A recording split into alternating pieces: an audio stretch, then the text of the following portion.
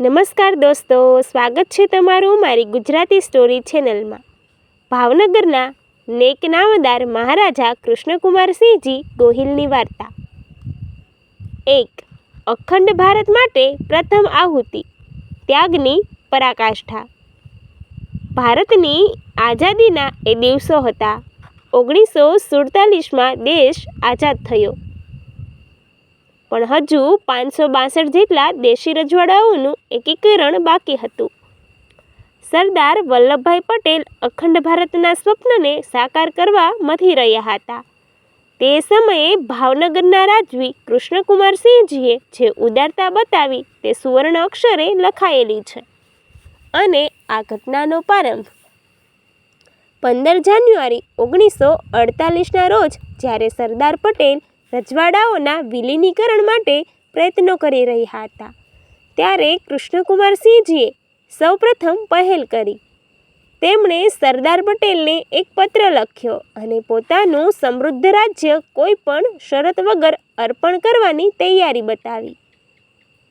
રાણી સાહેબની ખાનદાની. કહેવાય છે કે જ્યારે રજવાડું સોંપવાની વાત આવી, ત્યારે મહારાજાએ વિચાર્યું કે પોતાની અંગત મિલકતો તો રાજ્યની છે, પણ મહારાણી વિજયાબાના દાયજામાં એટલે કે કરિયાવરમાં આપેલી જ્વેલરી અને ચીજવસ્તુઓ માટે તેમને પૂછવું જોઈએ. જ્યારે મહારાણીને આ વિશે જાણ કરવામાં આવી, ત્યારે તેમનો જવાબ ક્ષત્રિય ખાનદાનીનું શ્રેષ્ઠ ઉદાહરણ હતું. જ્યારે હાથી જતો હોય ત્યારે એનો શણગાર ઉતારવાનો ન હોય, એ પણ સાથે જ જાય. આમ મહારાણીએ પણ હસતા મુખે પોતાની તમામ સંપત્તિ રાષ્ટ્રને ચરણે ધરી દીધી. બ્રાઝિલની શ્વેત ક્રાંતિ અને કૃષ્ણ આખલો. આ એક એવી ઘટના છે જેણે ભારતનું નામ 7 સમુદ્ર પાર રોશન કર્યું. મહારાજા કૃષ્ણકુમારસિંહજી ગીર ગાયોના ખૂબ શોખીન હતા અને તેમના સંવર્ધન માટે હંમેશા કાર્યરત રહેતા હતા. ભેટ અને પરિવર્તન. 1960ના દાયકામાં બ્રાઝિલના એક પશુપાલક સેલ્સો ગાર્સિયા સીડ ભારત આવ્યા અને ભારતની ગીર ગાયો જોઈને મંત્રમુગ્ધ થઈ ગયા. કૃષ્ણા સફર. મહારાજાએ ઉદારતા દાખવી કૃષ્ણા નામના શુદ્ધ નસ્લના ગીર આખલાને બ્રાઝિલને ભેટમાં આપ્યો. પરિણામ, આજે બ્રાઝિલમાં દૂધ ઉત્પાદનમાં જે ક્રાંતિ આવી છે, તેમાં 80% ફાળો ગીર નસ્લના પશુઓનો છે અને તે બધા કૃષ્ણના વંશજો માનવામાં આવે છે.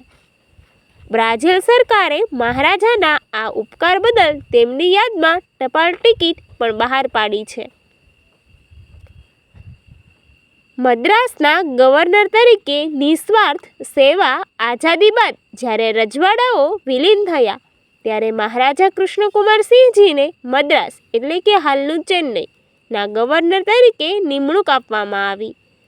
તેઓ સ્વતંત્ર ભારતના પ્રથમ ભારતીય ગવર્નર પૈકીના એક હતા.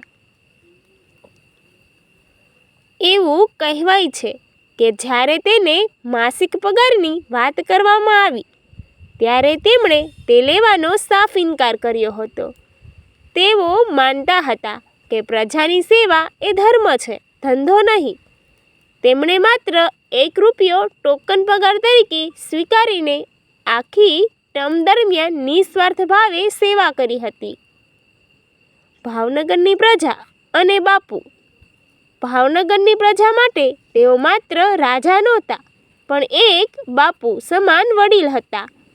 તેમના શાસનકાળમાં શિક્ષણ અને કલાને ખૂબ પ્રોત્સાહન મળ્યું હતું. તેમના સન્માનમાં આજે ભાવનગરની જાણીતી યુનિવર્સિટીનું નામ મહારાજા કૃષ્ણકુમારસિંહજી ભાવનગર યુનિવર્સિટી રાખવામાં આવ્યું છે. આજે પણ ભાવનગરના રસ્તે નીકળો તો લોકો ગર્વથી કહેશે, અમે કૃષ્ણકુમારસિંહજીની પ્રજા છીએ. Thank you.